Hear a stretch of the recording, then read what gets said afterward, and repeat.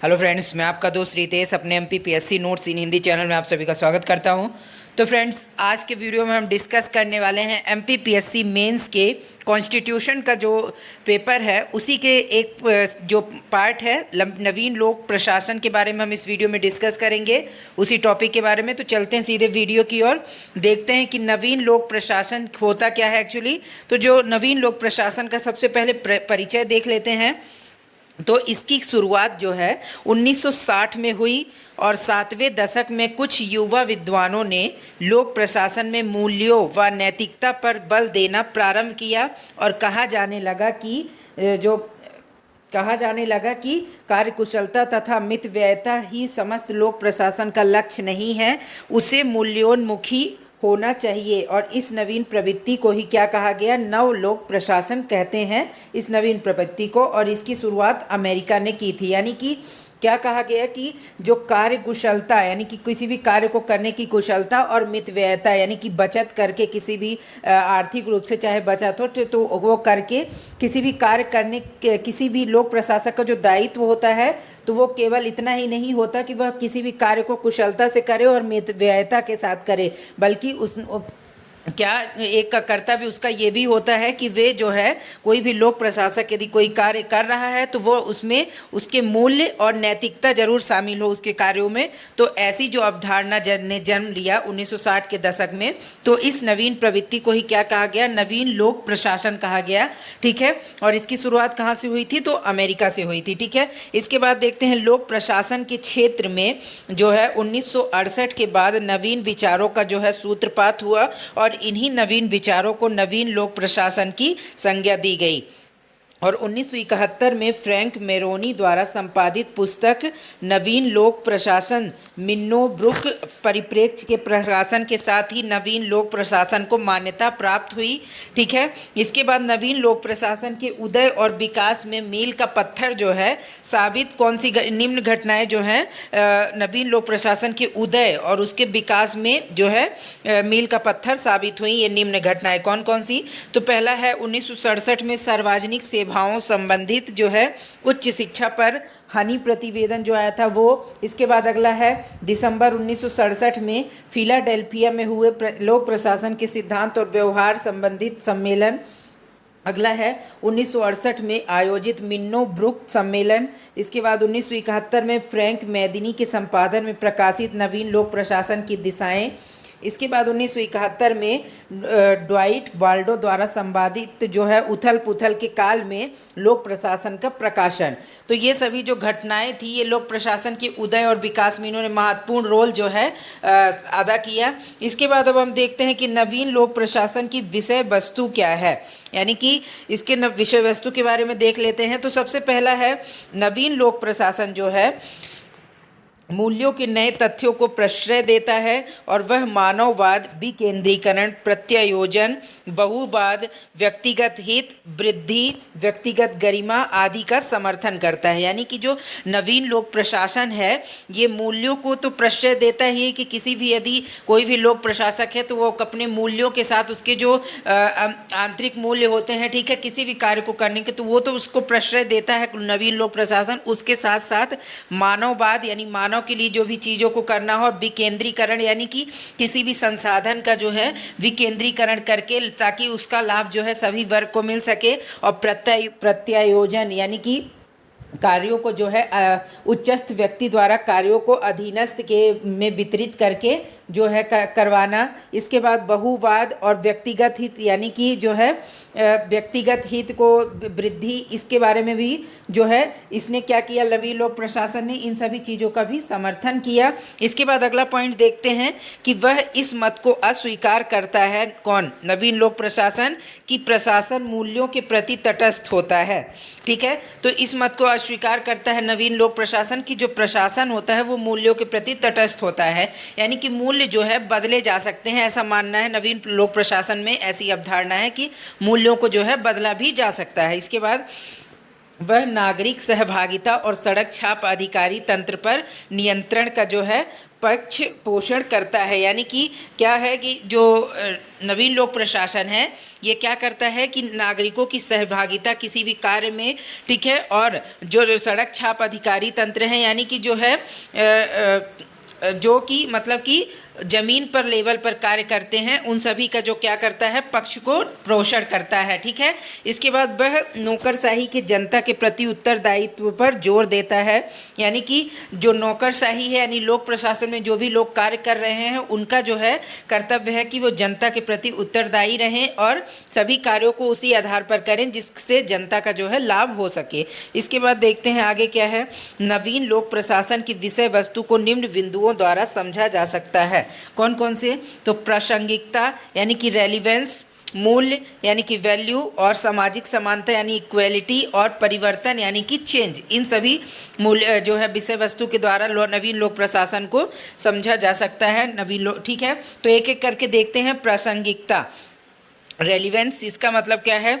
प्रासंगिकता जो है शब्द लोक प्रशासन की वर्तमान परिस्थितियों में उत्पन्न समस्याओं से जूझने की क्षमता की ओर संकेत करता है, और 60 के दशक में परिस्थितियों के अनुसार लोक प्रशासन की क्षमता के सिद्धांतों पर अनेक मौलिक प्रश्न उठाए गए और सामाजिक और राजनीतिक विज्ञान के रूप में लोक प्रशासन की उपयोगिता आदि प्रश्नों पर गंभीरता से विचार किया गया है। यानी कि जो प्रासंगिकता क्या है, तो लोक प्रशासन की वर्तमान परिस्थितियां जो हैं उसमें उत्पन्न होने वाली समस्याएं हैं, उनसे जूझने की जो क्षमता की ओर संकेत करता है। कौन? प्रासंगिकता, यानी कि कोई भी कार्य जो किया जा रहा है वो कितना प्रासंगिक है या वो सफल हो पाएगा कि नहीं होगा, ठीक है। और 60 के दशक में परिस्थितियों के अनुसार लोक प्रशासन की क्षमता के सिद्धांतों पर अनेक मौलिक प्रश्न उठाए गए कि जो भी मतलब उस समय पर डिसीजन या फैसले लिए जा रहे थे तो क्या ये सही होंगे कि नहीं होंगे, कितने प्रासंगिक हैं, किसके क्या परिणाम निकलेंगे। जो सवाल उठ रहे थे 60 के दशक में उस समय तो उठ रहे थे, तो मौलिक प्रश्न उठाए जा रहे थे। तो सामाजिक और राजनीतिक विज्ञान के रूप में लोक प्रशासन की उपयोगिता आदि प्रश्नों पर गंभीरता से विचार किया गया। यानी कि उस समय पर जो मौलिक प्रश्न उठ रहे थे किसी भी कार्य को करने पर कि इसके बाद में के जो आने वाले समय में परिणाम क्या होंगे, तो इन सभी चीज़ों पर गंभीरता से विचार किया गया प्रासंगिकता के अंतर्गत, ठीक है। इसके बाद देखते हैं अगला, वैल्यू यानी कि मूल्य। नवीन लोक प्रशासन के विद्वानों ने मूल्य तटस्थ को त्यागने पर जोर दिया और उन्होंने इस बात पर बल दिया कि प्रशासन को उन्हीं मूल्यों को अपनाना चाहिए जो समाज में उत्पन्न समस्याओं के समाधान करें, साथ ही कमज़ोर वर्गों के लिए प्रयास करें। यानी कि नवीन लोक प्रशासन के अंतर्गत विद्वानों ने क्या कहा है कि किसी भी लोक प्रशासक को उन्हीं मूल्यों को अपनाना चाहिए जिससे क्या हो कि समस्या का सही समाधान मिल सके और लोगों को जो है लाभ मिल सके, उसकी भलाई हो सके, लोगों की भी, ठीक है। ऐसे प्रयास करने चाहिए लोक प्रशासकों को, ठीक है, ताकि कमजोर वर्ग का जो है हित हो सके उसमें कोई भी फैसले लेने के बाद, ठीक है। इसके बाद देखते हैं सामाजिक समानता, सोशल इक्वेलिटी, यानी कि सामाजिक समानता के विचारों का विस्तार ही जो है लोक प्रशासन है, और सामाजिक समानता के विचारों का जो है विस्तार ही लोक प्रशासन का मौलिक अधिकार है। और नवीन लोक प्रशासन ने इस बात पर जोर दिया कि लोक प्रशासन समाज के दलित और वंचित वर्ग के लोगों की आर्थिक, सामाजिक और मनोवैज्ञानिक पीड़ा को समझे और उचित कदम उठाए, और समाज का वर्तमान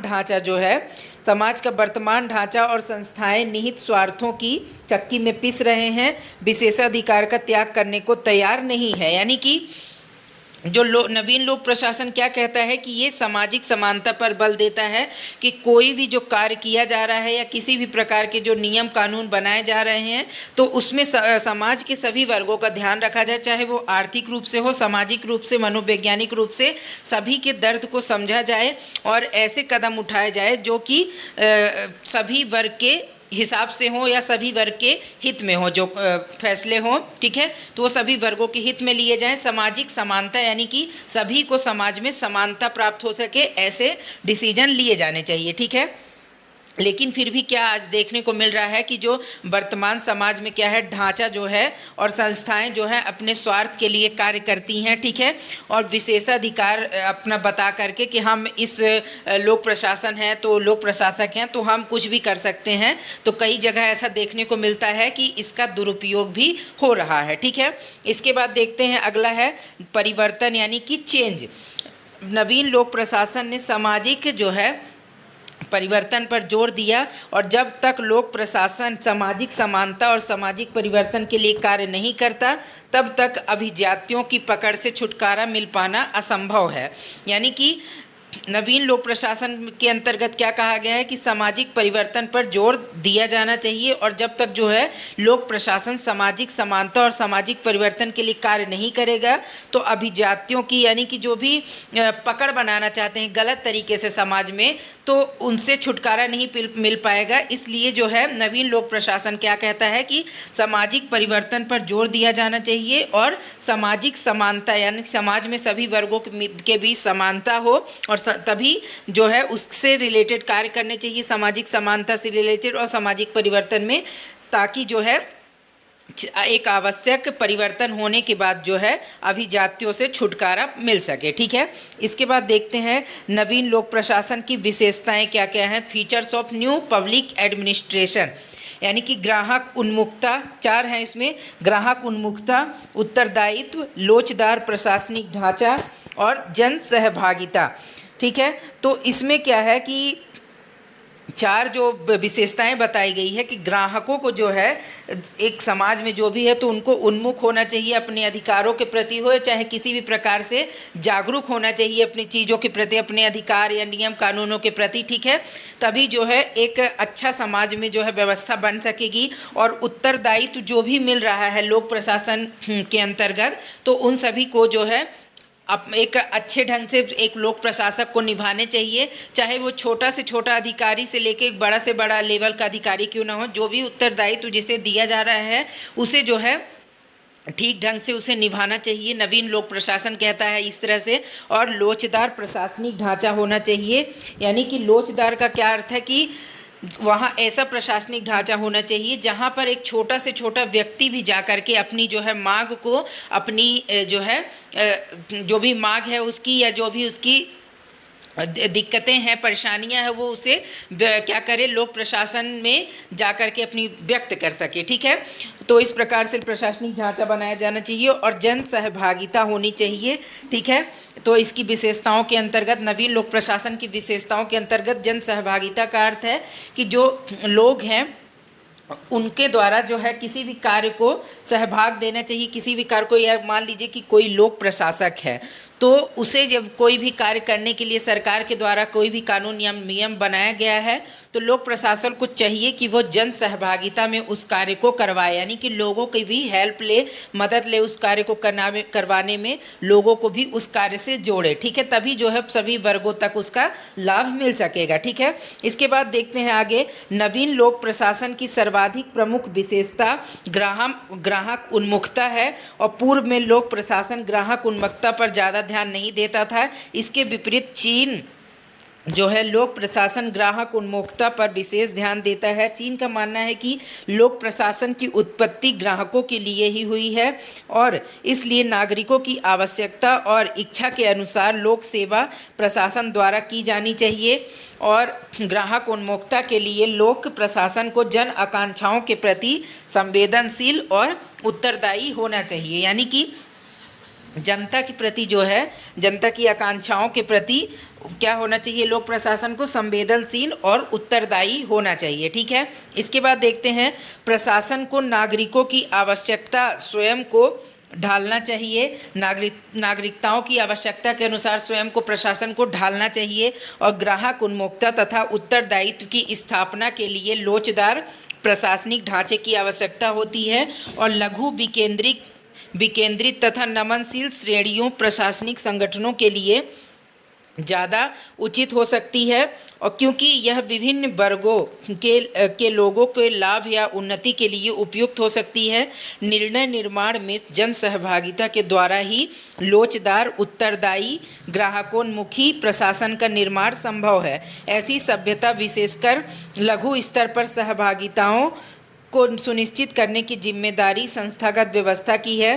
संक्षेप में लोक प्रशासन सामाजिक समस्याओं के प्रति संवेदनशील है। यानी कि जो नवीन लोक प्रशासन है वो क्या है, सामाजिक समस्याएं जो है उनके प्रति संवेदनशील जो है, ऐसा नवीन लोक प्रशासन की जो है कंसेप्ट में है कि मतलब कोई भी जन समस्या है या सामाजिक समस्या है तो वहाँ पर जो है संवेदनशीलता के साथ उसे दूर करना चाहिए, उसके हल खोजने चाहिए। ठीक है, इसके बाद देखते हैं आगे क्या है।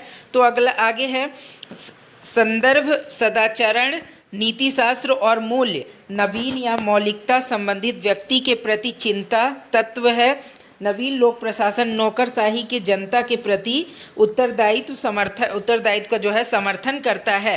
यानी कि जनता के प्रति जो उत्तरदायित्व होता है लोक प्रशासन का, तो वो क्या होता है कि एक नौकरशाह जो होता है यानी लोक प्रशासक, तो वो क्या करता है, समर्थन करता है। किस आधार पर? नवीन लोक प्रशासन में कहा गया है कि जो नौकरशाही होती है वो जनता के प्रति उत्तरदायित्व का समर्थन करती है। नवीन लोक प्रशासन के कंसेप्ट में ऐसा कहा गया है। ठीक है, इसके बाद नवीन लोक प्रशासन की आलोचना, यानी कि इसकी किस प्रकार से आलोचना की जा सकती है, ऐसी क्या कमी है इसमें, तो इसका क्रिटिसिज्म किया जा सकता है। तो criticism of the new public administration, आलोचना किस आधार पर की जा सकती है, तो नवीन लोक प्रशासन जो है लोकप्रिय प्रकृति का है, जो कि राजनीतिक प्रकृति के अंतर्गत आता है। इसके अतिवादी तत्वों को विधानमंडल और जनमत के द्वारा ही लागू किया जा सकता है, और इसने राजनीतिक संस्थाओं, प्रक्रिया और नेतृत्व से संबंधित विषय वस्तु पर अपना अधिकार कर लिया है, जो कि एक प्रकार का अतिक्रमण है। और इसमें किसी व्यवहारिक तथा लक्ष्य आधारित सिद्धांत के खोज के प्रयत्न नहीं किए गए।